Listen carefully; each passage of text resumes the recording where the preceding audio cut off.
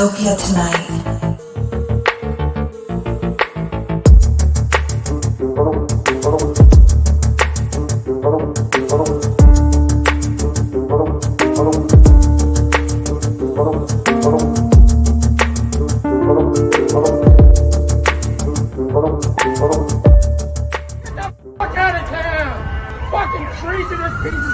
Dystopia tonight. Hey, what's going on? That is quite the intro. Isn't it? Isn't it? It's I like to throw people off immediately as soon as they come on. I wasn't thrown off. I was getting into it. I was like, Oh, thank you so much. That's so sweet. I wish I had a camera on you while it was playing. Yeah, well, no. I just did it for you, so that's pretty much it. That's true. Yeah, that's it. Thank you. I appreciate that. How you doing? I'm doing pretty well. How are you? I'm doing all right. I'm hanging in there. I feel like that's the thing. Like I did this as a dystopic thing because I feel like we're all kind of living through our own like form of dystopia since this all happened. Sure. And I like that your EP deals with a lot of like those kind of themes. I feel like I'm just getting right into it, but Yeah. I loved that, by the way. Like especially Thank the you. song "I'm Good" was like phenomenal. Thank you. And you're doing more than I feel like. Like when I had heard that that you had come out with like an EP during quarantine, I was like, I'm not doing enough. I'm like, Well, I didn't write the songs during quarantine. I'll put it to you that way. Okay. Some of those have been around for a long time, but yeah, it's been tough to be productive during this time, I think. Yeah. I feel like I'm just now starting to get in the swing of a musical routine, but for, I would say, most of last year, I wasn't excited to write. So the music that I put out, I've had for a bit. It's been on the hard drive lingering. So, but it felt appropriate. Cool. And then you finally just felt like it was time to bring it out now. Yeah, I've been kind of holding on to it for so long, just like waiting for the cavalry to come, and it just never comes. So why just put it out, you know? Yeah, that's so true. It's like there's certain projects and stuff that I'd go to work on, and I'm like, no, it's not the right time. And then, like, especially when something like this happens, you realize, yeah, there is really no right time. It's just about getting down and doing it and getting over your own kind of fucking mental, shenanigans that's going on to push yourself through it, which is so weird though. Like the loops and all the hurdles that you have to jump through just to do what you love doing. Sometimes people don't even realize that. Well, I mean, like one of the hardest parts about it is just actually putting it out there, that's the scary part because, then it's open to criticism and people can do what they want with it. But that's part of why it's called At Least I Tried, it's not going to be perfect. It's right. The best I could do. And there's no point in, trying to perfect it and tweak it and obsess over it anymore. Just like it's good where it is. And, now it's in the hands of others. Yeah, that's the best way to look at it. Once you create something and make something, even like for comedian stuff like that, for me, like if I'm writing a piece or doing jokes or whatever, once it's out there and it's done, the hardest part is like walking away from it and going like, it's not mine anymore. It's everybody else's. But I mean, I read that you've gotten like really, really good reviews on it and stuff, and everybody seems to really love it. Yeah. I was digging through some stuff because I haven't seen them. I will. I absolutely will. I tried to do some homework. Normally, I just come on and I'm like, hey, what do you got? I try not to do those interviews where you come on and people are like, hey, so you're on the road. Why don't you talk about that? And then the person's just like, fuck. Well, you can't ask that question right now because no one's on the road. No. Yeah. I won't. Yeah, no one's on the road. Exactly. I'm like, you like to travel and you can't. What's that like? Yeah. I've done a few of those. But that's cool. So are you like have you adjusted to, I guess, quarantine? Like, I feel like everybody at this point is like, I don't want to say it's become commonplace, but like for me anyway, like it does feel like, okay, this is it now. And like, this is kind of what I'm hoping it's not staying like this, but I have kind of gotten into a groove of working through it. Like you were saying, like with your music and stuff. Yeah. I mean, it really depends on where you're at in the world and where you're at in the country, because some people pretend like there's nothing going on. And so it's just like regular times, which, kind of bizarre. I've definitely been in a few of those situations over the last year where I'm just like, what's happening here? but in LA, it's pretty pretty tight. They just reopened outdoor eating again. But other than that, I've just been pretty much keeping a pretty standard routine just to keep myself sane. And I'm a homebody anyway, so I don't feel like I'm missing too much. I would say like every 2 weeks, I have a little minor freak out where I'm like, get me out of here. But it's like, it's probably every 2 weeks though. I mean, most of the time I'm just like chilling. There's so much to do. Like I never get bored. Like there's way too much stuff, especially these days. Like there's just so much you have available to you in terms of entertainment or learning or whatever. It's like, I don't understand when people say they're bored. Like I literally don't get it. It makes no sense. I'm so glad you said that. How is that possible? Like there's so much stuff to do, you know? I know.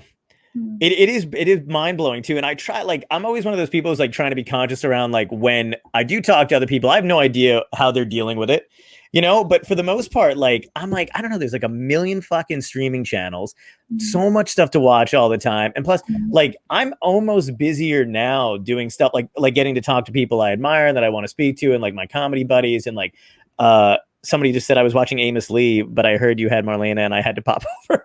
Oh man, you took somebody away from Amos. That's so nice. I'll let him know. Like, but it's one of those things where like, I feel like I'm almost doing more now inside. It's kind of weird because I am a bit of like, I don't mind staying inside. Like there's stuff to do. And plus like, if it's nice out, I'll go out, bike and do whatever. But like being at a desk all the time is the exact opposite of what I wanted to be doing, which is why I like doing stand-up being on the road. But otherwise, it's like, I don't know, there's just too much. There's stuff I'm not doing that I should be doing. Like that's how like backed up I feel like it's become. I think most people are experiencing that, especially people that have regular office jobs that are now working at home. It's kind of like there's no separation between work and turning it off. So they're just like kind of doing emails all day. Like, there is no on the clock, off the clock. And in some ways, companies are getting more productivity out of people now, you know, but they have all of this time, and it's weird for sure. It is kind of weird. I don't like that the companies are winning in any respect at all. Yeah, fuck all companies. Just fuck them all. I'm so glad we're on the same page there. Whenever my friends are like, I think I might leave my job, I'm like, fucking do it. Just walk away. Like now's the time. I feel like that's the thing though too, is like now is the time. We're like on a precipice of change too. So like, you know, I've had friends who've actually picked up and moved and gone to different places and, you know, finally bought the house they wanted to buy or whatever they're doing. They're like, we're at a kind of a weird time. So just fuck. How do you manage that? Like, are you doing well managing like separating your work time with your like chill time? I think I'm pretty good at it because my method is very chill. I really like to only work when I'm feeling it. You know what I mean? Because it's so great. Because creativity is very draining for me, and some people are so down to write and create all day long, but I get really, really exhausted pretty quickly when I'm just firing off creative ideas and experimenting. I get tired really quickly, so I take a lot of breaks, and I work like a solid 5 hours, and then I'm like, I need to go for a walk. And then I'll go for a walk, I'll listen to a podcast, I'll get some exercise or something like that. And then I do other things. I do house stuff. I you know, watch something or do whatever, read a book, whatever. But I don't like to overwork the music stuff because it's hard and it doesn't become fun anymore. And as soon as it's not fun, then you're not going to get anything productive out of that anyway, you know? If that makes sense. Did I lose you? Oh no.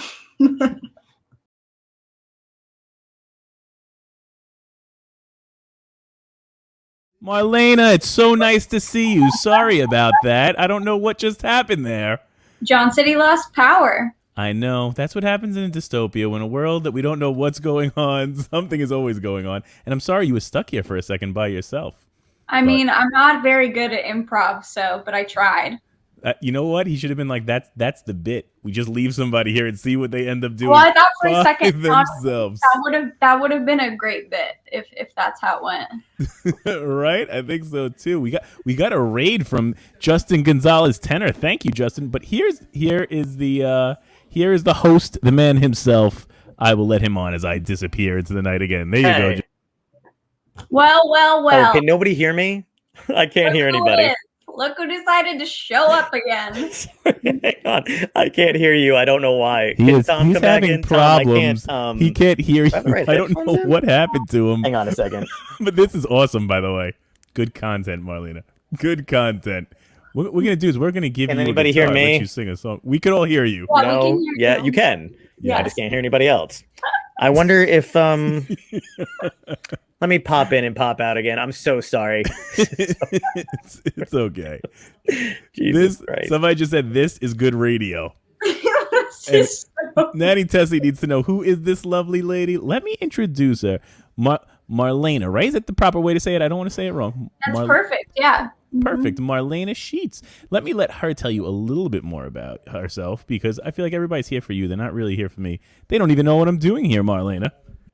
Okay, well, I am a singer-songwriter, and I've been in a band called Milo Greene for about the past decade, I guess. Yeah, and I recently started doing my own, putting out my own music. In, I think it was September of last year, I released an EP, and that's what I'm doing. So, hey. Rock. I am back. I run a really crappy ship. That's just fine. Oh, good. Yeah. Oh, I'll peace out, dude. Yeah. I have never fucking had that. Like you were about to answer a question, and I feel like you're really getting into it, and then it literally just everything fucking went dark. You know and John, I think you're full of shit. You know what? You're not wrong. I think you do this every time. I think yes. You're just like, I don't give a fuck. I'm gonna just do this show and like half-ass it. Okay. Yeah, that's basically it. You're right. I'm running on. It's all just monkeys, and that's basically it. That's all I've got going on over here. This basically like 15 ring lights. I run a ring lights warehouse over here. So yeah, it's good. But anyway, I'm sorry. You were answering his question. I want to interrupt my own show. I mean, I don't even know where to start. I think there's a million things I have aspirations for and want to do. There's a million things that I've done that I am so thankful for and grateful for. And I want to do them again. I want to do them a little differently, though. And I want to do them a little more carefree and less stressed. And I think a lot of the past 10 years in the band, I've been pretty stressed the whole time. Just nervous about where things are going, where's this career leading to, and certain milestones that you want to reach and goals you have within a project like that, and a project that has a lot of people creatively involved. And I wish I was just a wee bit more relaxed, I think. And you finally got it. You're on Dystopia tonight. See? You made it. You made it. More relaxed, we're just going to pull the plug any second again. Yeah, there's nothing more relaxing than having literally everyone you're talking to disappear. One of my friends texted me, and it was like, because I thought Tom was going to come in, honestly. And then he was like juggling two things at the same time. And one of my friends like, she's alone right now, just sitting in that. I was like, where's Tom? Tom's just like watching porn. You got me. They're fine. I love it. She knows us so well. She's like, John, you're completely full of shit. Stop touching your hair. And Tom, please do not jerk off on the cat. Do not Jeffrey Toobin the stature of this show. This is great. This is my favorite interview so far. Oh, great. Glad I could help.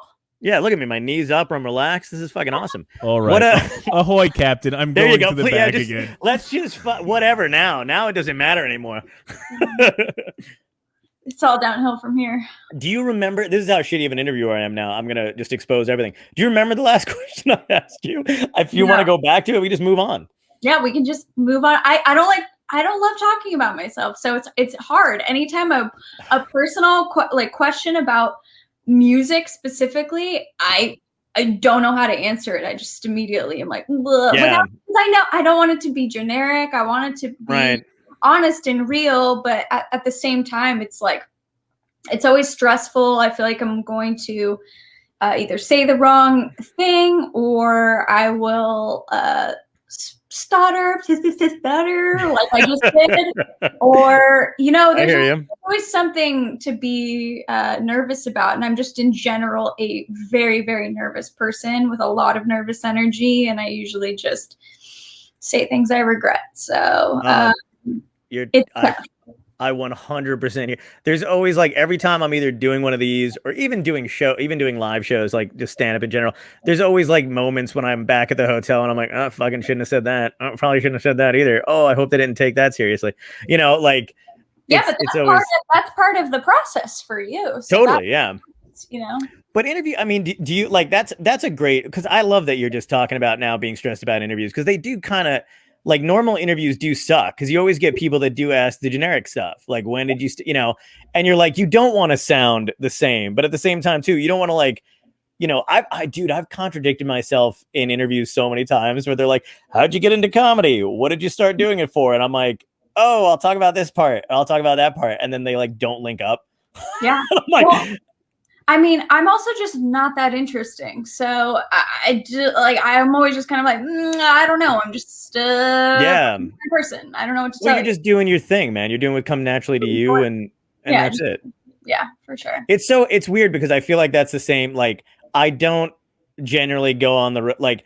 I've been on radio shows where not to brag, but I've done some radio, but we're like, the person's like, oh, the last guy we had here had some great stories about getting arrested and some cocaine or whatever, and I'm like, I got nothing. Yeah. Like, I'm very similar. Like, somebody could literally be like, name a color, name any color, and I'll just be like, what's color? What is color? What is color? I don't know. I mean, there's stuff. The backlog is in there of stories and crazy shit happened on the road, or like dreams, aspirations, things I want, and like crazy experience. It's all in there. But when it comes down to like, let's chat it out, unless it comes through conversation and then all of a sudden something sparks and I'm like, oh, that reminds me of this. Right. Something. Otherwise, I'm just like blank. Yeah. Totally blank.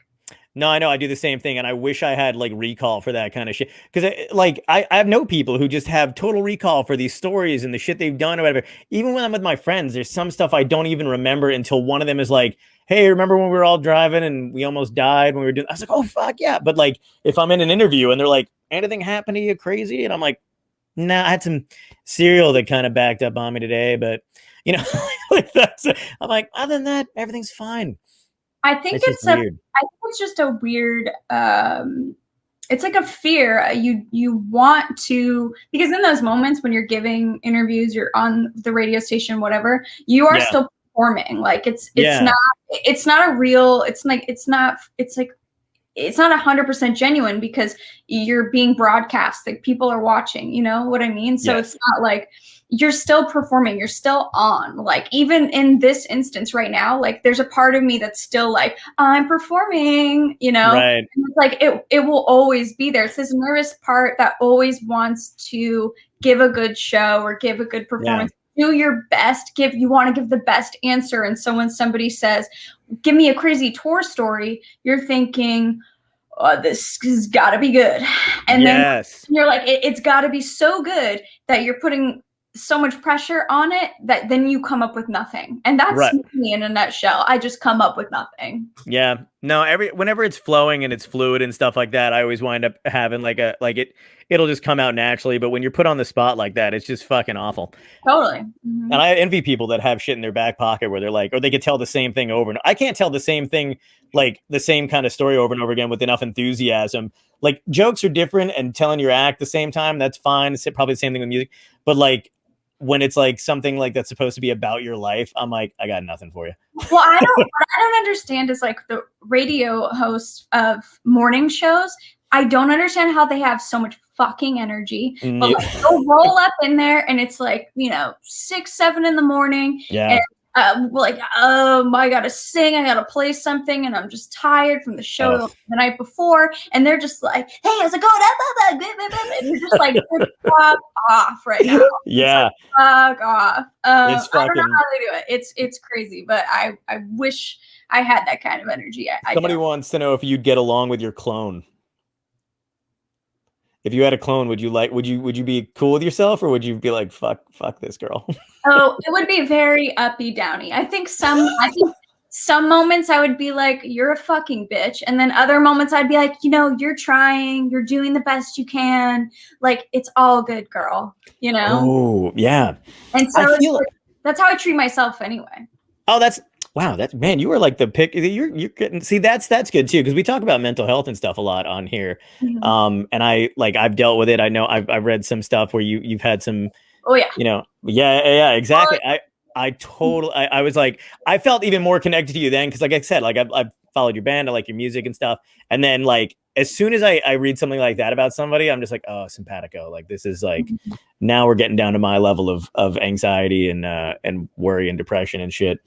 And that's where this last album came out of too, right? Yeah, definitely.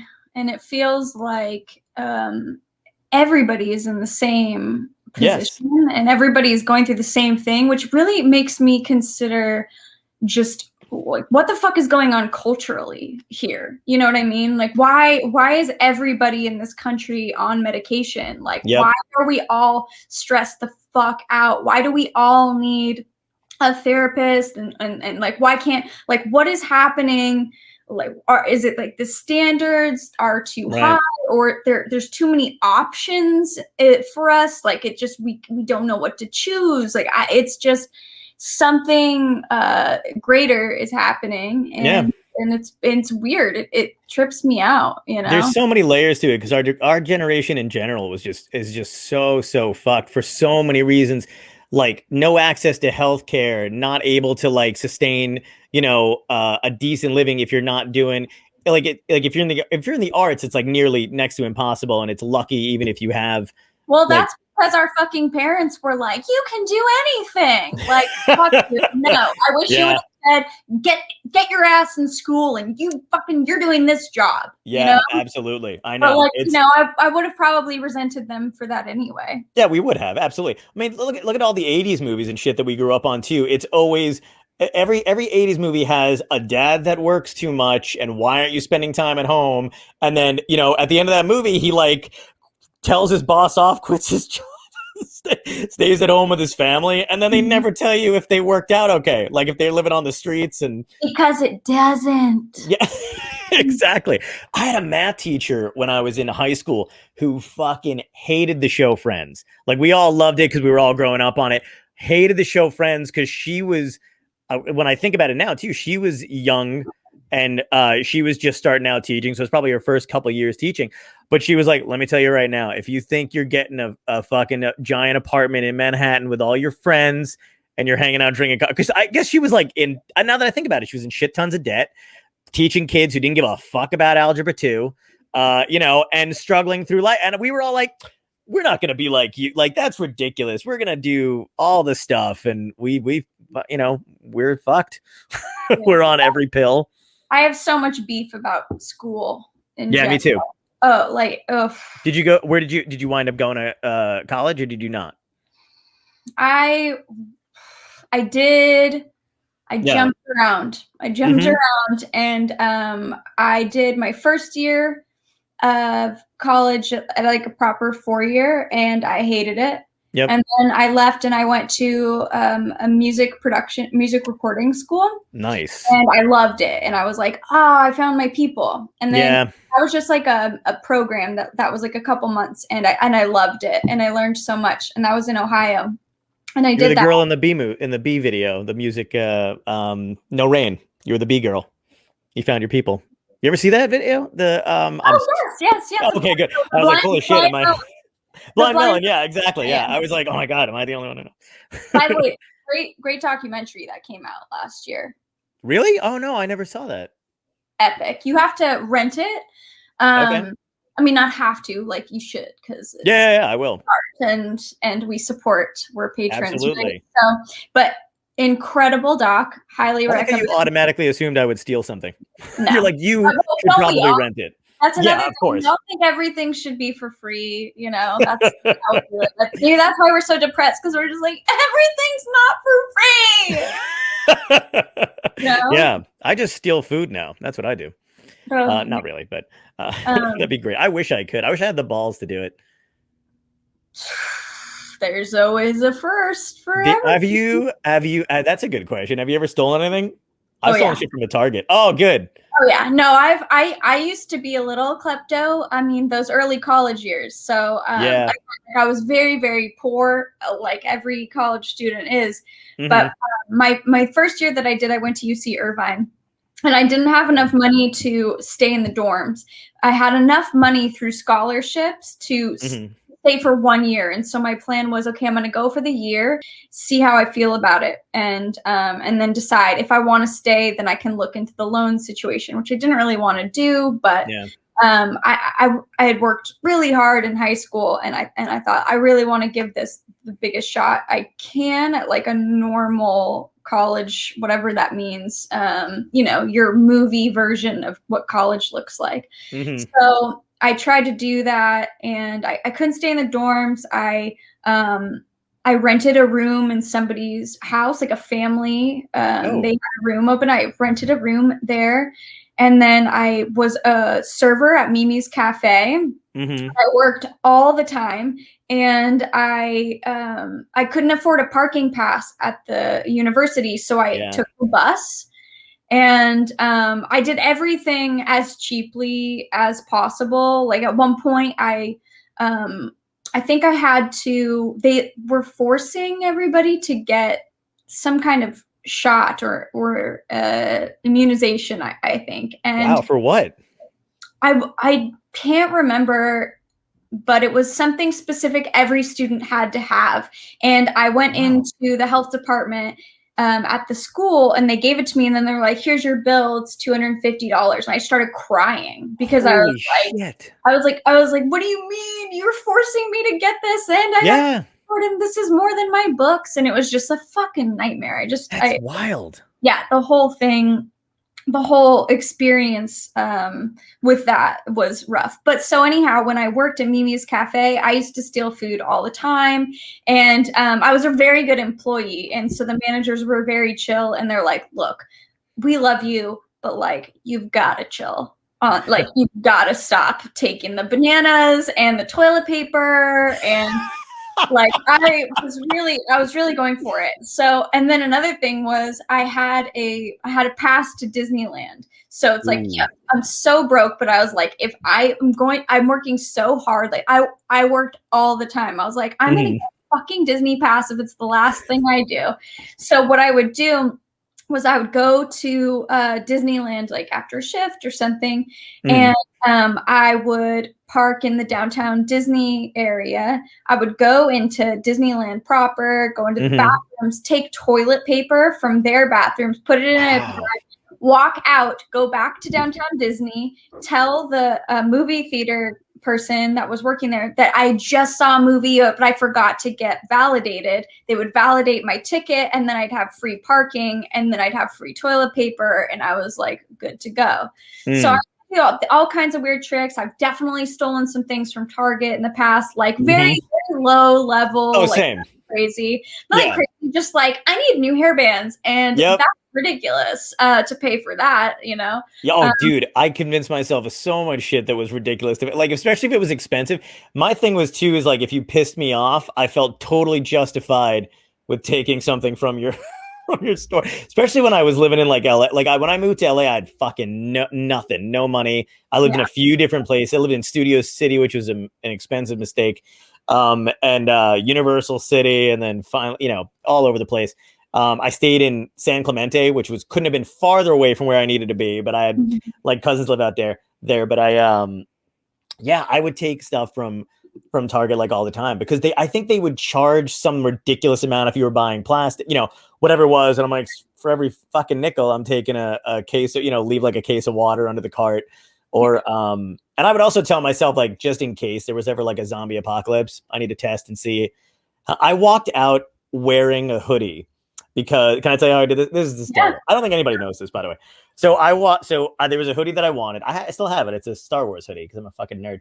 So I grabbed this hoodie, I put it on, and then to try it on like before I got into the dressing room because I was just like, oh, whatever. Then I saw this jacket I thought I'd want. So I put the jacket on and I'm like trying it on or whatever. And the people who work there were all around. So they came on, they were like, oh, that jacket looks good on you. Like they were trying to sell it or whatever. So I was like, oh, okay. And they were like, yeah. They were like, oh, that looks great. Yada, yada. And I noticed when I put the sweatshirt on, the tag for it had gone up the sleeve. So I'm like talking. I'm like, yeah, I might get the jacket, but you know, I've got the jacket on or whatever. And I'm like, no one knows this isn't my hoodie.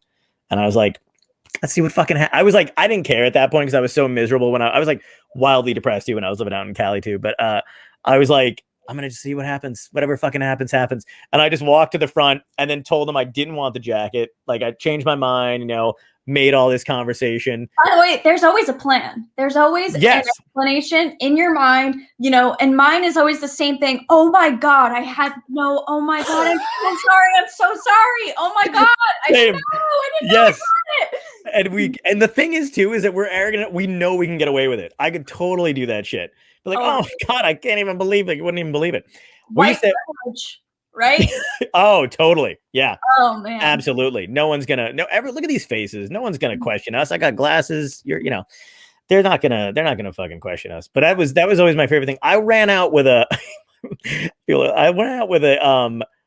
I've done stuff where like I was running late to my parents' house. We were going like my stepdad was making dinner, all this stuff was going on, and I was like, I'm gonna bring a pie. So I ran to the grocery store to get a pie, and I'm at like, for whatever reason, there was like only 3 cash registers open with people, and the lines were like backed up.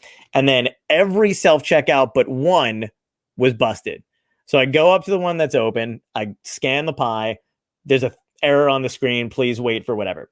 So I like turn around and there's like 5 employees that are working there on that like the manager little kiosk section or whatever. And I was like, hey, like, you know, this thing's beeping, like, you know, I'm running late or whatever. I'm always running late. But I was like, you know, whatever. And they're like, yeah, we'll be there in a minute. And I was like, oh, okay. And I just grabbed the pie and like, and I just walked out. No one fucking stopped me.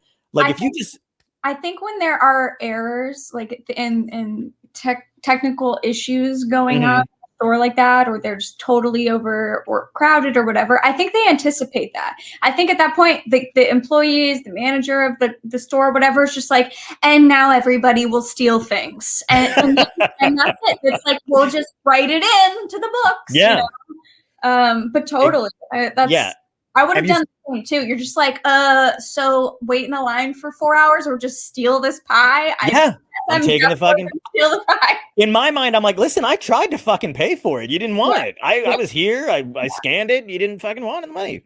Yeah. Have you ever stolen anything from an airport?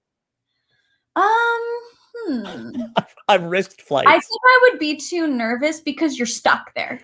Yeah. You know what I mean? Like there's no quick escape plan.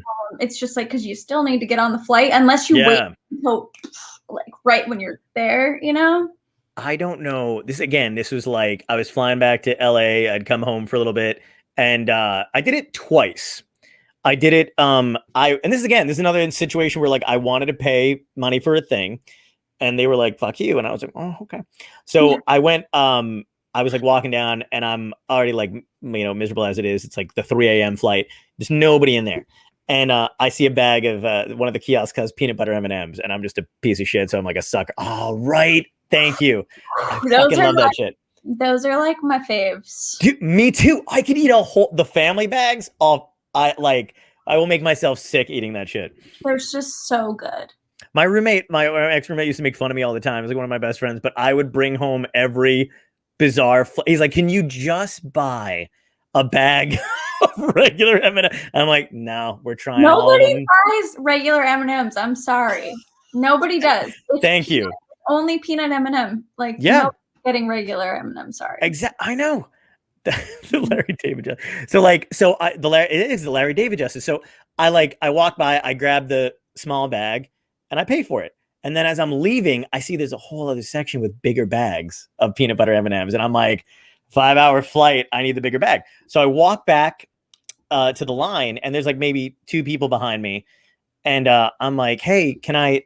I just saw that you guys have a bigger bag. I just want to can I swap this out? I don't know why I didn't just want to get both back, but I was like, just swap it out or whatever. And she'd asked me if I wanted my receipt, and I was like, no. And she literally just threw it in the trash can that's right in front of her, and it was empty. So she's like, do you have your receipt? And I'm like, oh, it's in the trash. And she was like, can't help you. Oh. And I was like, really? And I was like, okay. So I went by, grabbed the peanut butter M&M, the big bag, and then hung the little bag where the bigger ones were, and then just walked away, but then simultaneously realized that my gate was this way. So I walked in that direction, and then when I had to walk back, I just grabbed my giant bag and held it over my face, hoping nobody would notice this idiot. I just figured they would think I was Italian, and I was trying to show off with a bag of. Well, that's the best part, is nobody fucking cares. Yeah, nobody cared. Yeah. No, but nobody cared.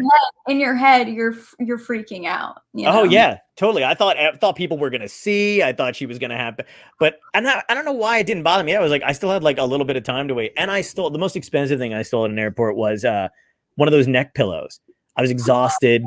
Yeah, no, you can get any travel gas station though. I know, but it was you totally can, and I was exhausted. And here's the greatest thing too is. Nothing stops me from eating ever. I'm always hungry. So there's a it must have been some kind of cafe bagel thing I wanted and a cup of coffee. I wanted that. And then next to it was this kiosk that had a whole thing of those revolving pillows and all other crap. So I'm I'm going to buy myself a neck pillow. I'm I'm exhausted. I never feel comfortable on planes. I can barely ever sleep on a plane because I'm always I feel if I shut my eyes, the pilot's going to shut his, it gives him carte blanche. And I'm don't do that. Yeah. So, and I always have to have the window seat, even though I close it. I'm fucking weirdo. So, anyway, so I'm going to buy it. It was $75 fucking dollars. And I was just enraged. I didn't have any money at the time either, but I was enraged. It must have been a Tempur-Pedic or something. I still have it. It's in the trunk of my car. But, yeah. It was worth it. Yeah. So, so I grab it and my bag is there. And I was nobody's fucking paying. No one ever pays attention to me unless I want them to. So I'm whatever. So I shove it in the bag and I'm trying to look busy. And then I was still hungry enough where I really wanted what this cafe had. So I just got in line and waited right next to the store. And I was maybe I'm invisible. Maybe I'm not real. Maybe nobody notices. So I got away with it. Totally. And I've hung my klepto hat up and retired for the time being. And I have too. The crazy thing is I really can't even fathom doing that. At this point. It's so stressful. It is so not worth it to me. I just can't. I don't even I will let it slide even if a cashier double charges me for something. Oh yeah. I'm just it's fine. I owe you guys. It's so bad. I owe you guys. That's so great. You're I'm sure at some point.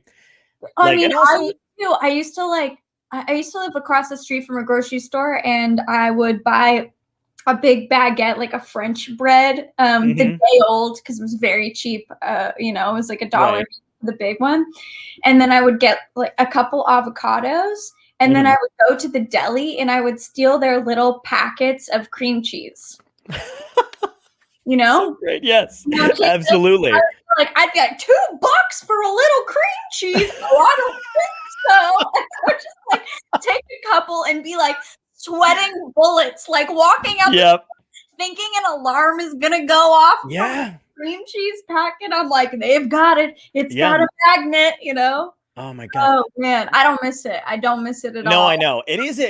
There's something emboldening about it, like where you're just like it feel like it's so weird too, the things you justify.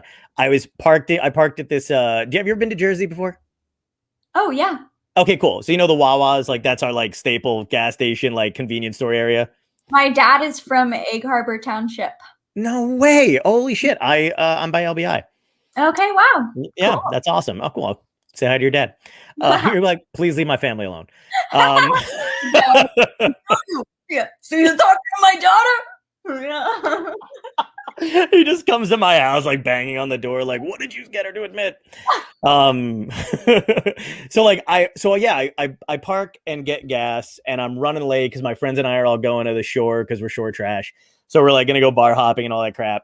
And I'm like, but I wanted food. Again, it's always food with me. I don't know what it is. So I like tell the guy pumping the gas. I'm like, hey, look, can I run into the store real quick? Do you mind? Like, whatever. He's like, no problem. And gas is like 20 something bucks or whatever. So I run into the store and I grab one of those pre-made sandwiches things. And the line, I'm not kidding you, the line was like wrapped around the fucking thing. And I'm always running late. Yeah. So I'm in line. And the guy gets done pumping the gas, and I'm already running late. I got to pick up my girlfriend at the time, or like her friends or whatever. It's my fault that I'm late anyway, but like in my head, it's not. So I'm like, you know what? They should have more than one person at the register. This is fucking horseshit. I don't understand why there's nobody working here. And I just got out of the line, walked out the door with the sandwich, went directly to my car, paid the guy for the gas, and peaced out. And there were I saw cop cars that were like already parked there in the thing or whatever. I was like, they're for sure going to follow me. Nobody, nothing. But it's like, if that isn't entitlement, like, I don't know. Oh, it is. Walk in and be like, I'm just going to take this now. Yeah. And then leave and be like, a line. What is waiting? I don't think so, Yeah. So it totally is. It's a beautiful, even if I am, are you one of those people who can like finagle their way like out of the head of a lot? Like there was a whole article I read about this. Where some psychologist was actually talking about it in a positive way, by the way. Otherwise, why read the article? But they were talking about like there's types of people that will see a line for a thing and immediately wait on that line. You know what I mean? Like no matter what it is, whatever the deal is. And then there's other people they're missing out on something. What'd you say? Because they feel like they're missing out on something. Yeah. Yes. Mm-hmm. Wait on that. I'm like, me too. No. I'm so the only time I will ever wait in a line is at Disneyland, and that is when I am in a fast pass line. Yes. Yeah. No, I'm not a line. I'm the same way. Yeah. Or I'll go like right to like they were giving out free, like the example was like they were giving out free stuff or whatever it is. And there's the other people that'll just go directly to the front and go, hey, and be personal about it. Be like, can I grab one of these? And somebody will just go, yeah, absolutely. Take it. And then walk by everybody else that's in that line, because it's like, I don't really need it, but if I can get it the other way, why not? And that's kind of how I remember, like, I've got, like, when I was living in LA, I used to get into movies for free all the time, and I would find a way in through the back. And then I went to what's the movie theater that's like really expensive to go to? That's like the ArcLight. Yeah, thank you. So found a way into the ArcLight, went around a different way, sat in a seat, which you have to order online and everything, right? So I sit in this seat. It's like the premiere of this one movie, and it was if the company wanted employees who cared enough to stop you, they pay a little. Good point. I love more justification for this. Would you fake a handicap? No, I don't think I would do that. I can't. No, I can't do that kind of shit. I can sabotage myself, but I'm not gonna pretend I've got anything else. I'm an asshole enough as it is for doing this stuff. Like I'm not gonna make it worse. What we need to talk about though is the more asshole-ish thing is your proclivity for being late. Like, what is that? Can we talk about that? Because sure. I have a very serious issue with people that are late. I don't understand it. I will never get it. It makes zero sense to me. And also, when you show up late to me, I immediately am like, you obviously don't care. Like, this is the most disrespectful thing ever. And if I'm meeting you for the first time, especially, and you're late, it's like, okay, you're immediately on the shit list. Or if like, I have a lot of friends who are repeaters.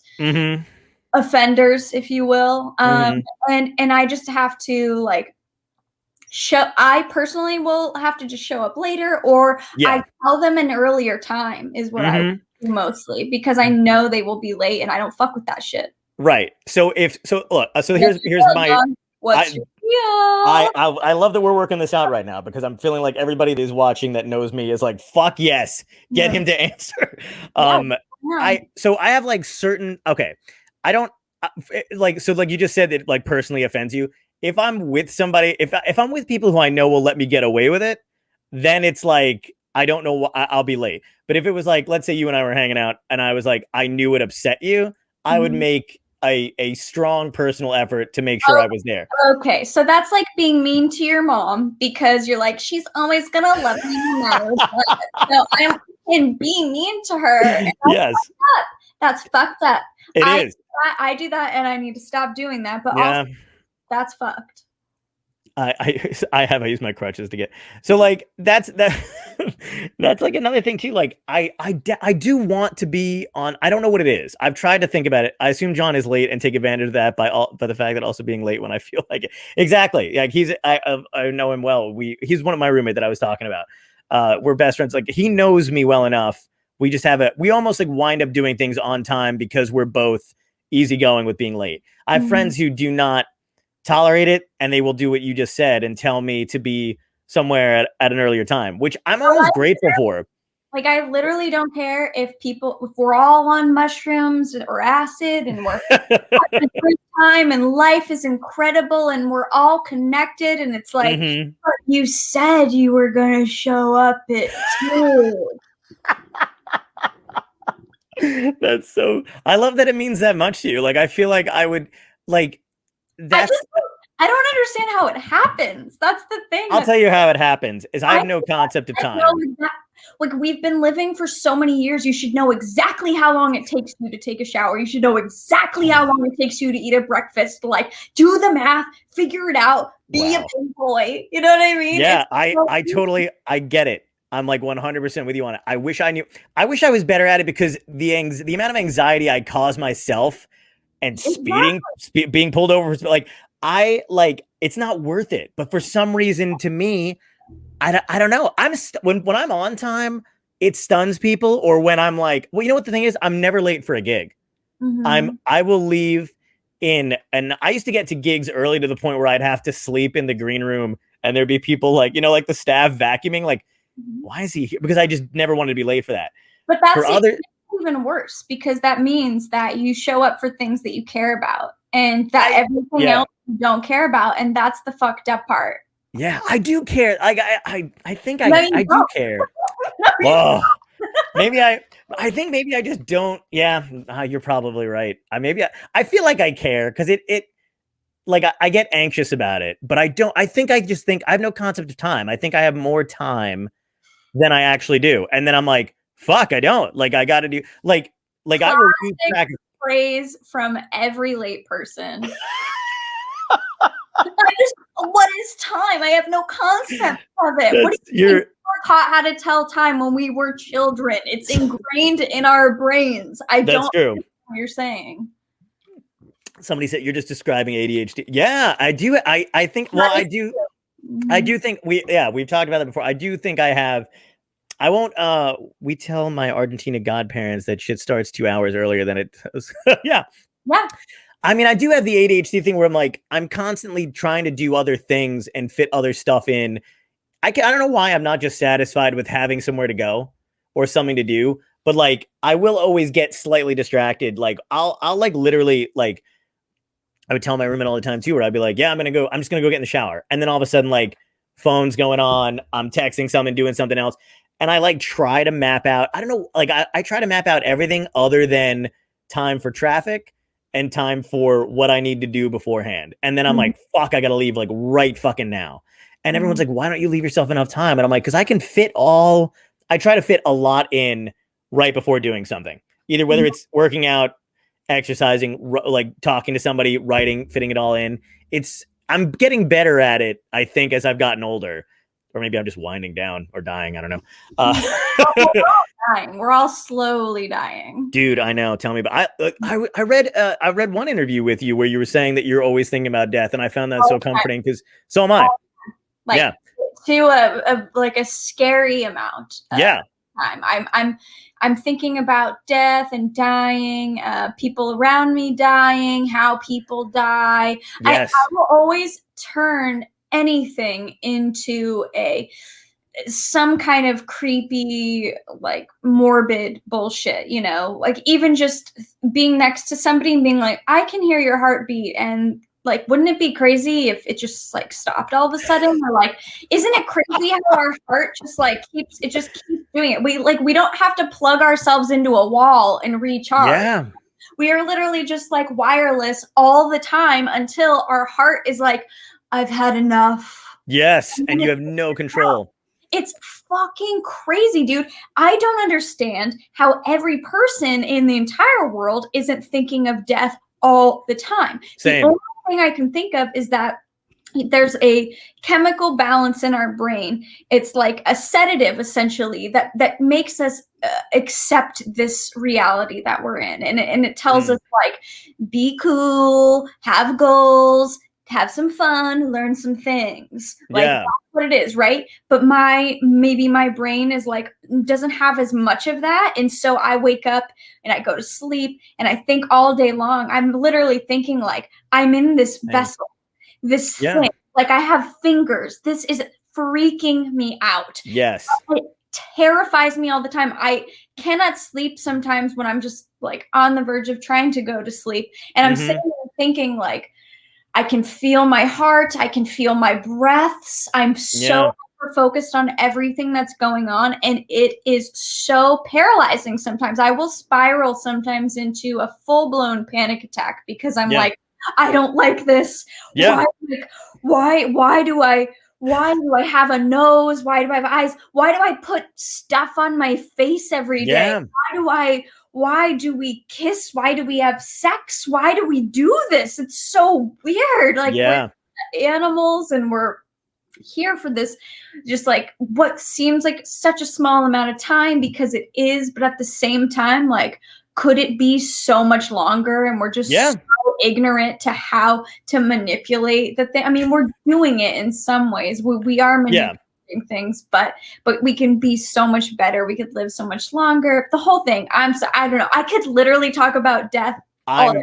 Let's do it, because I feel like I have to have some kind of, first of all, for the last like 3 weeks, I've been taking Benadryl to sleep at night, for better or worse. And it's been, I know it's not a good thing to keep, but it's actually, I don't think it's doing me any justice, because I literally takes me, I feel like I'm in a coma when I wake up, because I've fucked up dreams because of it, because it's like this weird induced kind of state that I'm in anyway. So the dreams I have are not good. So I'm definitely falling asleep when I kind of want to, but like, I'm like anxiety ridden regardless of the fact. And then trying to wake up in the morning is like fucking brutal, because I'm always in this fog and it takes me even longer to do it. You wake up and you're delirious. Benadryl is really, really tough for that. Benadryl as a sleeping aid is kind of a last resort, because it's like, it's not even great. I mean, even melatonin in the United States is not regulated. So it's not ideal. Like, even the amount that you get at the, Rite Aid or whatever is way too fucking much that we should be doing. And it's all about your kind of wind down routine and getting your body to understand what's going on. So if you're not doing that, I mean, if you are keeping bright lights up super late, if you're, watching TV, without I got my blue lighters over here, and I wear these when I watch TV at night. I mean, it's like, that's good. Your whole routine. I mean, once the sun starts going down, the lights in your home need to start dimming as well. Because it produces these chemicals in your body that start to tell your brain, hey, we're getting close to sleeping now. And when you don't cue your body to produce those chemicals, you start fucking with it, and then it's impossible to fall asleep. So like, there's very simple methods that you can go about, to help the process. But when your mind is racing, it seems almost impossible. And then when you supplement with a drug and you have wild ass dreams because of it, man, it takes you on a crazy ride. It does. I didn't take shit last night to go sleep. I don't. Usually I fall asleep just fine on my own. But man, I had some crazy motherfucking dreams. Like my teeth always fall out. My teeth are always falling out, dude. Yeah. I'm always like, what? They're all right here. And I'm always carrying them. And I'm always trying to get somebody to a dentist. Like, I know a dentist. Like, they're all falling out. And I can put them with my tongue. And I'm like, oh no, another one's coming out. Another one's coming out. This happens so much. And it's just so funny because last night I had such a nightmare last night. It was so bad. But they're kind of rare. I would say maybe every few weeks or so. But man. I feel like they're definitely happening more and more now. It's probably also, like the Benadryl's definitely a thing. I had a dream that my pinky on both hands was disappearing, like shrinking. And then when I went to find out why, a doctor, I don't know the fuck this doctor was in my dream, literally was like, oh yeah, no, we don't need them anymore. So they're going away. And I was like, why is it only happening to me? And then like, he didn't say anything. And I was like, is it only happening to me? Am I the only person in this room right now? And he just stood there and then walked out of the room. And then I realized there was no door in the room that I was losing my fucking mind in this dream. Wait, that was the dream? That was that was the dream I had. Because that made so much sense to me. I was like, the pinky is the smallest finger, and of course it's disappearing. It's getting smaller. That makes perfect sense to me. Right? Evolution. Exactly. Evolution. It will be like this soon, I must have read something, or I don't know what it was, but I was like, I must have been like, it's probably like one of those last thoughts I had where I was like, why do we even need same thing you were saying, where you're like, why do we have fingers? And I was like, why do we even need these? Like, it's so dumb. Like, I could do everything. Yeah, it was the weirdest fucking shit. And I can't do I'm stunned that it's been this long during the pandemic and in quarantine where I still cannot get out of my stand-up life, like something. Cause I always used to be my excuse all the time was well, I'm on the road and then I'm coming out of clubs late and 2:00 in the morning. So that was just my mindset anyway.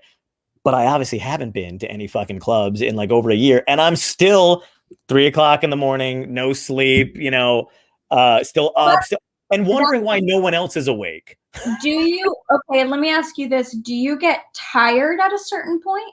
Yeah. When do you get tired? I'd say 10:30, around then I would start to get tired. Okay, that's pretty average, I would say, because sometimes, everybody has different circadian rhythms, right? So some people naturally are supposed to be night owls. You know how some people are just up really late? And that goes back to, when we were all living in villages together and we're hunters and gatherers and we're worried about prey. Some people had to stay awake to watch over all the sleeping people in the village to make sure no predators came and got you, I like that job. Yeah. So for some people, it's actually inherently built in them. That's why there are night owls or early risers, because it comes from your shift, essentially, from having to protect your tribe, which I think that I love that kind of shit. Yeah, that's fucking awesome. I just feel so much cooler now that I'm up late. I'm watching over my friends. That's cool. Yeah, that's fucking awesome because that's what I am I'll kind of dip I have certain points of the day where my energy kind of wanes or whatever, and I'm usually I've gone to doctors before for stuff, not to brag, I have health insurance sometimes, it's a weird way to start that sentence. I've gone to doctors a few times in my life, just a heads up. Yeah. It's a flex. But I've gone and they've I've had doctors ask me are you always operating at this level? And I'm like, what level? And they're like, you seem really high. And I'm like, oh yeah, no, I idle at 75 and then it only goes either up from there, but it does it wanes or whatever. I was hit by a drunk driver on Christmas some years ago. I was dead twice but survived. My brother died instantly and his head was detached. It's nothing to fear, it just happens. All right. That was from a club owner from New York who used to run stand-up New York. Yeah, I know him. That must have been real. That's crazy, dude. I had no idea. That's fucking insane. Yeah, it is. like that's just it though. It's like my stepdad passed away a couple years ago, and he died in his home or whatever, and he had cancer and stuff, and I was on the road at the time. I was trying to make it back, but the entire time, like, obviously it was gut wrenching and it's a horrible experience and all that, but like I was just thinking like of the stuff we wind up accumulating afterward, and because it took so long to go through, who wants certain things, and what, like, getting rid of stuff was hard too, because you just, now it's like the only thing you have, like you want to, it's still weird for me to even talk about, like, you want to keep some stuff, and then I just kind of thought about the stuff that I'd accumulated over time, where I'm like, you don't want it, you don't need it, you don't yeah, need it. I'm like, and like at some point before I hope, like, in advance, if I know, I can just start getting rid of, like, because it's too much. You're just like, there's like an entire garage full of shit. Oh man. And it's wild. Yeah, it's crazy. I mean, I'm sure you said you've done your research, so I'm sure you're aware that both my brother and sister passed away. And yeah. So I've done the process both times, and it's really fucking crazy. And one of the things though you do learn is, like, you don't need any of this shit. Yeah. You don't need any of this shit. Also, they don't care. They don't care if you kept it. They don't care what you think. Like, I had my brother's drum kit for years. And I kept it. I live in an apartment. I have no place to put it, you know? And I was like, you know what? I gotta sell this thing. Times are tough. I gotta, put it up, whatever. I didn't feel bad about it, because you know what? He would have been like, fucking sell it. Get rid of it. Pay your rent. Get it the fuck out, Yeah. I didn't feel bad about it at all. I was just like, that's what needed to happen. And he would have been like, what you gotta do, Yeah, we donated so many things, tools, clothes, and stuff. And another thing too that drives me crazy about it is, like, I don't know how you are with, like, the funeral process and like all that other stuff. I'm Catholic, so we have to have, like, I mean, I'm Catholic in the same sense that, like, I'm stealing a Richard Jenny joke, but if you if it fucking, you park your car in the garage or a car, you know what I mean? Like, it's in the same sense where I'm like, I'm not, but like, yeah. But we do that whole process, but like we went, my friend, OD'd, about a year ago, like in January, it was a year ago. And then, but like we were, I went to the funeral and it was horrible. I've known her since we were 12. We were really close, and, it was terrible. But then the family had asked me to help with the casket, be a pallbearer and then come to the church. Not my favorite thing, and I'm not sure it's anybody's really, but like I was sitting in the front row in the pew, and I was getting so angry because none of what they were speaking about death was accurate. Like none of the, like, it was such a huge lie and so false to me that I remember sitting there just being angry about how they were misrepresented, not only in life to an extent too, but just in death. Like, and this weird guy that I didn't know in a fucking robe was like talking about somebody that they didn't know, and not like, it was, and I had to like put it aside because I'm like, obviously it's comforting to everyone else but me, but I missed, like, when my friends got together afterward, that's when it felt like it was more like talking about, what had happened in her life and all that other stuff. It meant so much more to do that than it did to pretend that, like, there was some, the ceremonial aspect of it is just complete bullshit, unless you're very much into that and love that. But think about it, even for like the priest or whoever is giving that sermon that day. That's not what he signed up for either. I mean, that is certainly true. Good point. But his, like, or her, like, reasoning for doing that job was certainly not rooted in that aspect of it. It's just one of the things they unfortunately have to do as well to serve. But it's not a fun job for them either. So it's, you just do the best you can. And I feel like when that happens, when somebody dies and you have to go through the process, you just fucking do it the best you can. Right. It's not going to be perfect. It's going to be whatever thrown together. You're not even in your right mind. You're not even there honestly, you're going to forget almost all of it because you're just like on this weird autopilot zombie mode. And you plan, you do the best you can, you put the things in order, you do the thing. And then once all that bullshit is out of the way, then you start dealing with really other fun stuff, which is taking care of that person's shit now. Yes.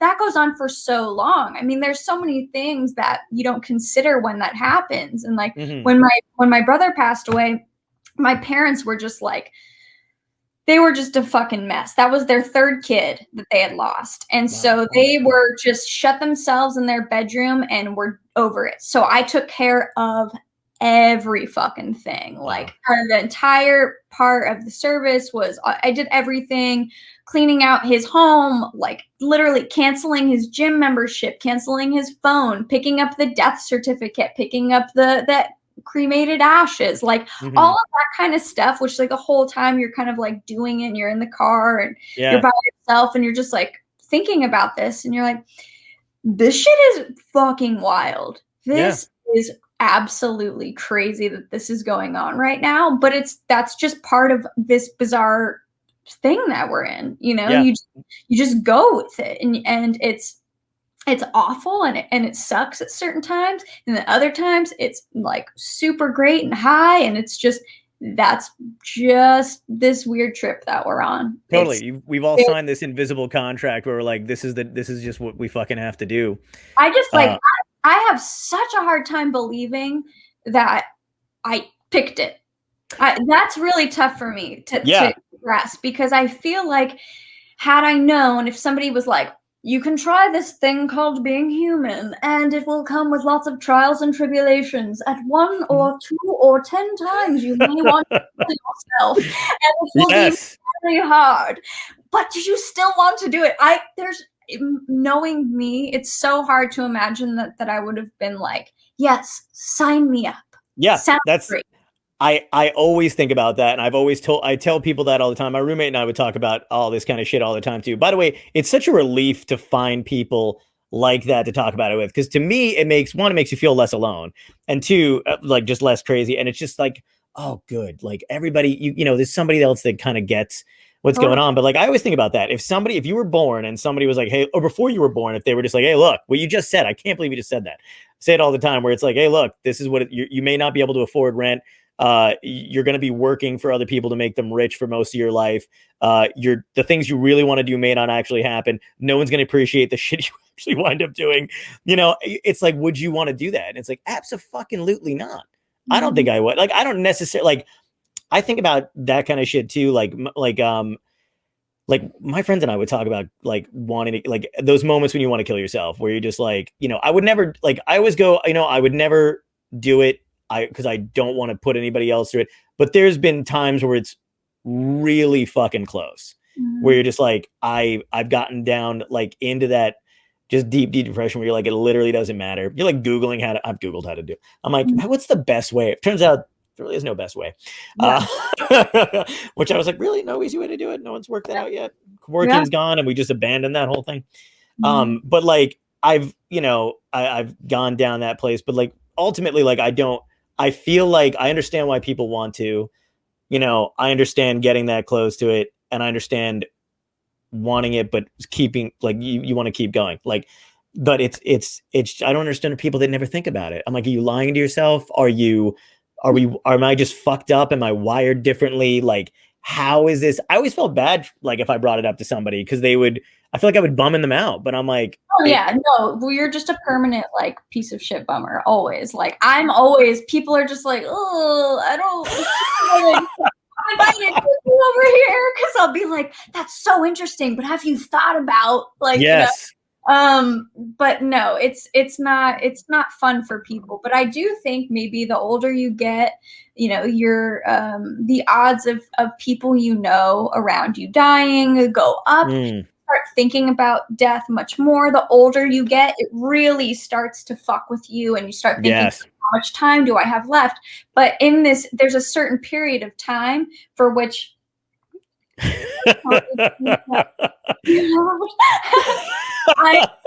sorry, I apologize, but it just took a dark turn. We're doing it. But yeah, no, I think it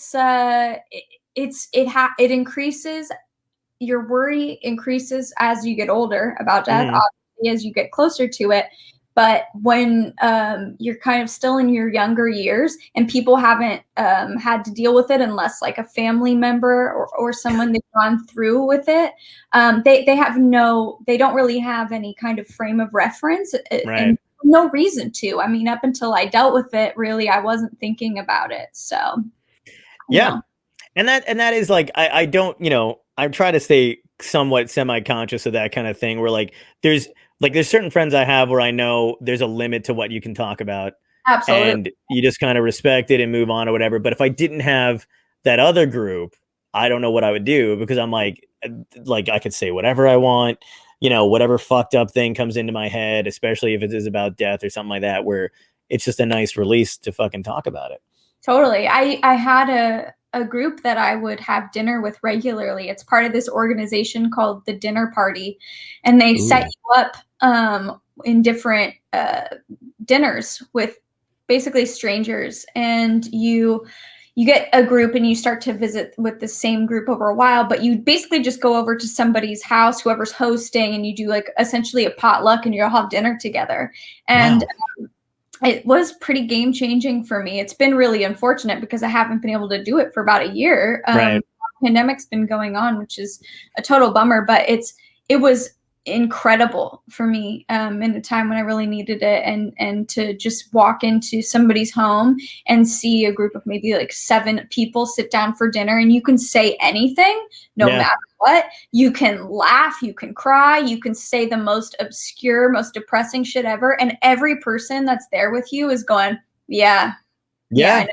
And you don't scare them off at all, because it's Right. not it's a totally separate set of friends that you then inherit, because nothing is off the table. They've seen all of the craziness and weirdness you Hmm. have, and everybody's sharing their stories and talking about it. And also, you don't have to talk about it either Right. if you don't want to. The point is to just be comfortable in a room of people who all just kind of get it, and Yeah. they're weight lifted, and it's so refreshing. And I'm really miss doing that, but it's really nice because you can scare people off pretty easily when you start talking like that. Absolutely. And you can tell the moment they start looking at you different. Like they don't want to admit it, but they're just like, Yeah, they're okay, like, not. what's going on here? Yeah, yeah. And it's weird. I hate that too because I'm like, I'm more than just this, obviously. But they kind of like people who love to put people in boxes like that love to go, oh, you're the weirdo, depressing friend I have who's Yeah, always thinking about.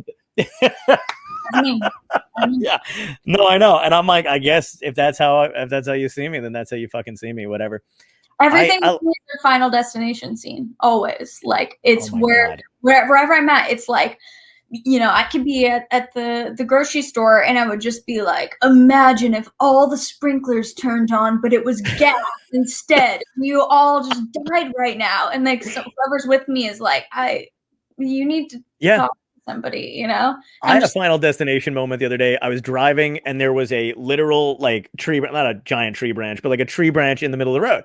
So I stopped, got out of my car and just moved it on the side of the road and then drove off. And then I was like, holy fuck, Final Destination. I just caused like this weird chain reaction because I moved that. This person, you know what I mean? Like, I was like, what did I just do? And then I was like, fuck, shut up, John. yeah. Just keep driving home. Weird things happen all the time. Yeah. Anything's possible. That's for sure. And also during this whole time too, I'm thinking about literally what I've because can't go to a gym. I spent way too much money on workout equipment. I barely unboxed at this point. But I'm trying to stay healthy or whatever.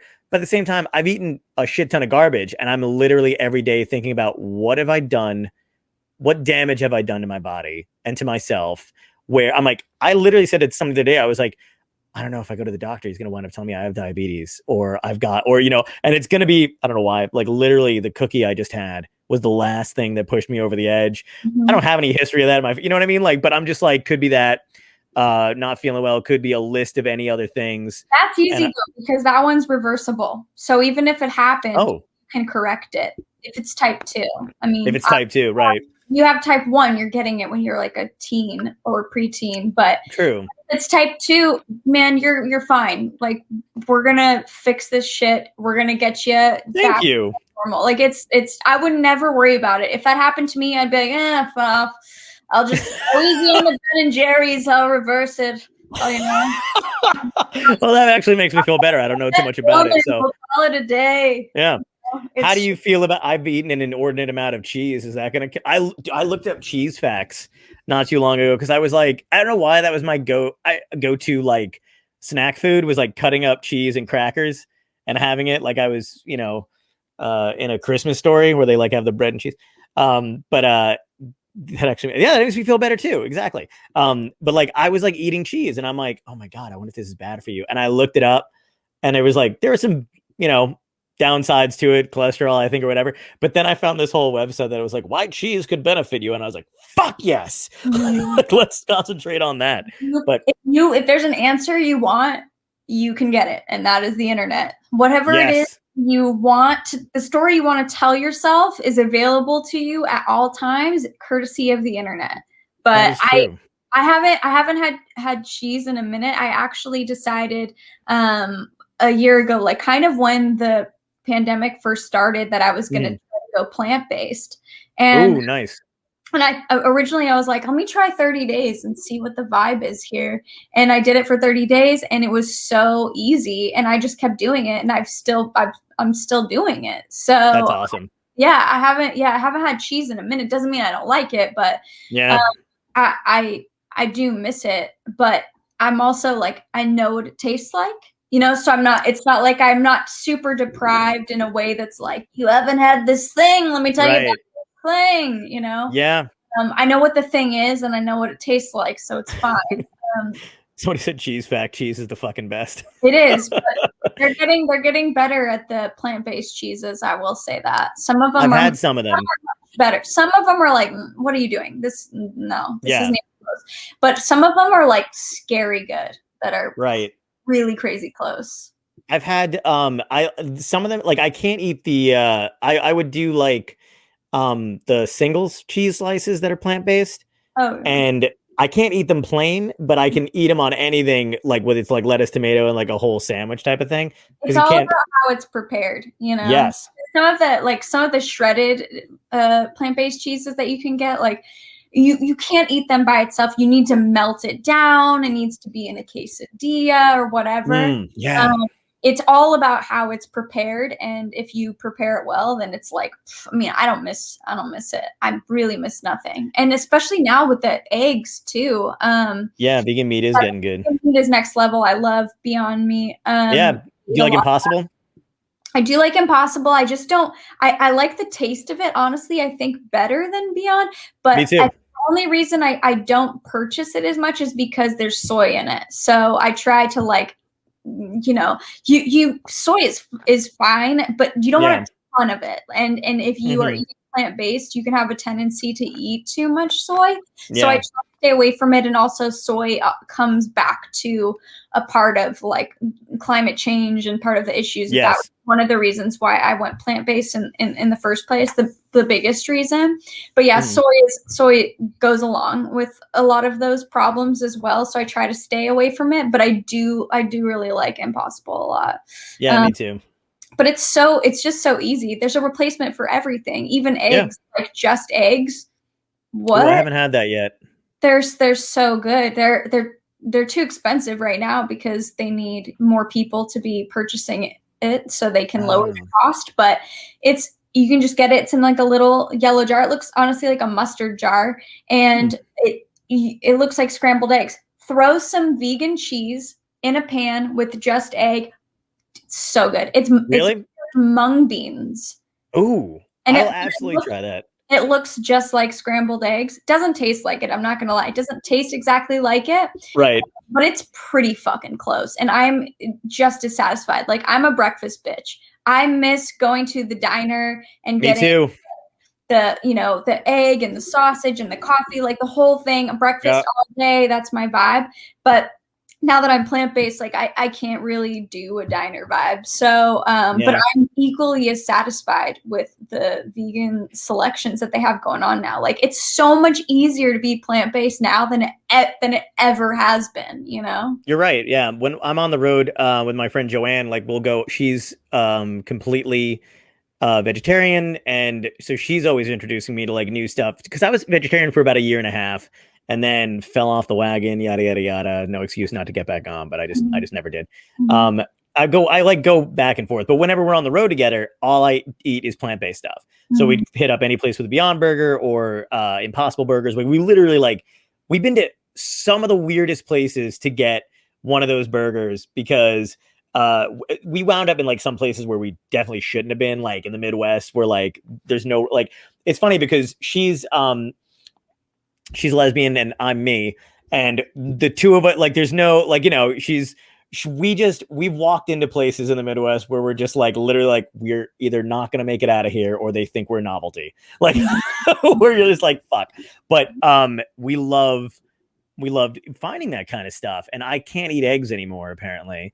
Went to like an allergist, and I love my favorite thing in diner. I love diners and eggs, like any kind of omelet, whatever. Real my cousin Vinny. Yeah, exactly. Straight up my cousin Vinny. And I would get like an egg sandwich. Can't have it anymore. So now I want to try those eggs you mentioned because Do it 100%. Do the just egg. There's two different kinds you can get. There's the one that comes in the mustard looking package at the store, and that's in the refrigerated section. And then another one, you can do the frozen ones. They have like the frozen egg vibe, which is almost like you can make your own. You can get a Beyond breakfast sausage. You can get a slice of vegan cheddar, and you can get a egg. You can make your own egg McMuffin essentially with the Beyond, the Just Egg, and the cheese, and like just you're so good. It's just as satisfying. I feel like we should have our own cooking show at this point. Like I like that we started talking about death and then immediately went into not killing animals, getting into vegan stuff. I feel the thing is though, I fucking hate cooking. I just want this shit Me too. to be as easy as possible. And like I'm fine. It's not that I'm a bad cook. The thing is like I'm fine. If I need to do it, I'll do it and it'll probably be bomb, but I don't enjoy it. You know, I'm sitting there the whole time thinking like, this just took me 3 hours to prepare something we're going to eat in 10 minutes. This is fucking bullshit. I could have done something better with my time, you know? I'm the same exact way. My roommate was always a really good cook, and I always got anybody that I dated, I always got shit on for not. They'd be like, I can't believe you can't cook. And I'm like, it's not that I can't cook. I just same way. I'm starving right now, and I know at least 15 places within the vicinity I can get exactly what I need from. So I'm always like looking for something like that way to eat. But if I need to cook, I could probably follow directions. Do it. I have almost set the kitchen on fire trying to make a DiGiorno. I can't not attest to that. And that's probably just because you were late to your timer and you were just like, yeah, I'm going to do this. I'm going to put a DiGiorno in, and then I'm going to go do this. And then I have plenty of time. I'm going to take a shower. I'm going to go put gas in my car. And then meanwhile, your house is on fire. That's scarily accurate that we'd never met. And like that's pretty much, I had to text my roommate. I was like, literally almost never let me near the oven again. Like, I was like, I almost set it on fire. It's fucked up. That's insane. I know. Well, I've kept you for an hour and a half. I feel like that's How way long over. Do these for? I normally do these for like an hour, and then but I've kept you for. I can keep talking. By the way, it's up to you, but I don't want to keep you any longer. Well, I have to pee. That's the only reason I would go off. I have like the bladder that's like this big, so I have to pee like 5 minutes. But we can do it again. We can do. I would love to do this again. Yeah, absolutely. I feel like there's so much more to talk about too. And is there? So you have? I'll throw up your album because you've got the new EP out, which is fucking phenomenal. It's called At Least I Tried. That is the cover of it. By the way, did you actually pose with, or is that superimposed? No, that's my Photoshop skills. Actually, what I did. That's an old photograph of Anne Margaret, and I took Anne Margaret out and put me in. Fucking incredible. I love that. Yeah. Because I was like half jealous of having the I'll put that back up until my face is not directly up on the screen. You can see my shitty graphics. But yeah, that's incredible.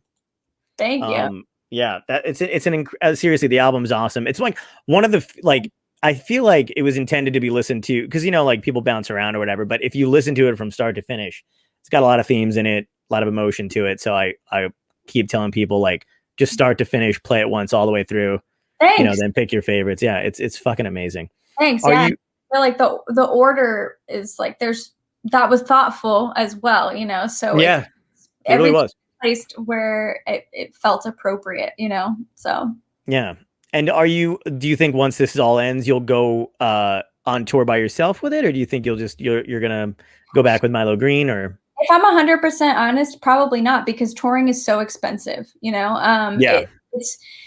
It's so costly to be on the road, to have people that you hire to play your band every night. These people need to be getting paid. As a band, a little bit easier, because if you're all in it together and you are willing to work for free, it's a little different. But even still, then you're needing to pay for hotels every night, your gas, you're renting a Sprinter or a bus. Like these things are outrageously expensive. The overhead for touring is insane. Like we've only ever broken even. Most bands that are beginning go into debt, and they have label support to help them on the road.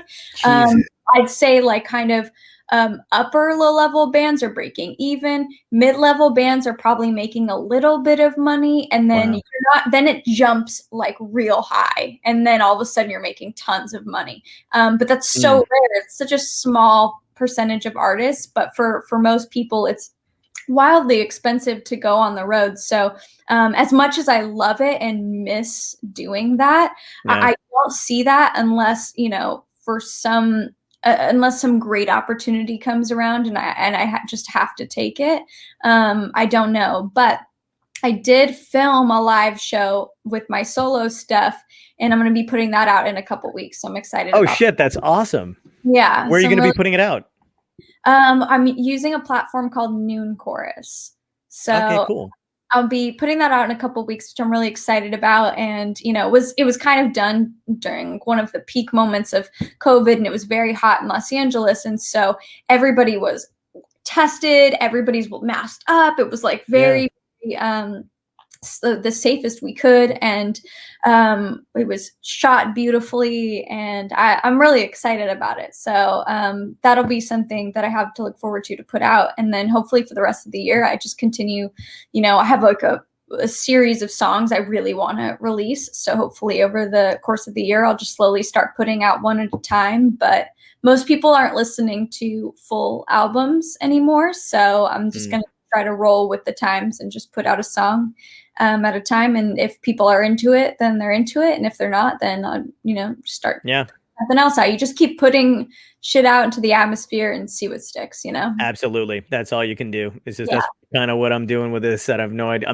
Thank you so much for coming on, by the way. I really appreciate that. And it's Noon Chorus is the website that's going to be released on, or the streaming? Yeah, it's a streaming? Yeah. Okay, cool.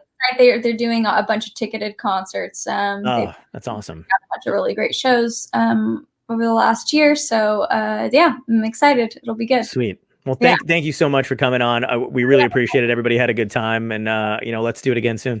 I'll talk about death anytime. And also there's also like a crazy show on Netflix called I think it's called Surviving Death or something. And I watched that episode, and there's like, it's pretty weird and not that great, but there are 2 episodes that I think are pretty excellent that are worth watching. And one of them is the reincarnation one, which blows your fucking mind. So I suggest you watch that. I will. Yeah. Surviving Death, I think is what it's called. Absolutely. Yeah. And I'll be texting you when I actually want. Yeah. Just go straight to the reincarnation episode and let your mind be fucking blown. I'll skip the Benadryl tonight and watch that instead. It's worth it. Shit will trip you up. Okay, cool. All right. Well, thank you again so much, and I'll see you soon. Thanks so much. It was so nice to meet you. Nice to meet you too. Bye.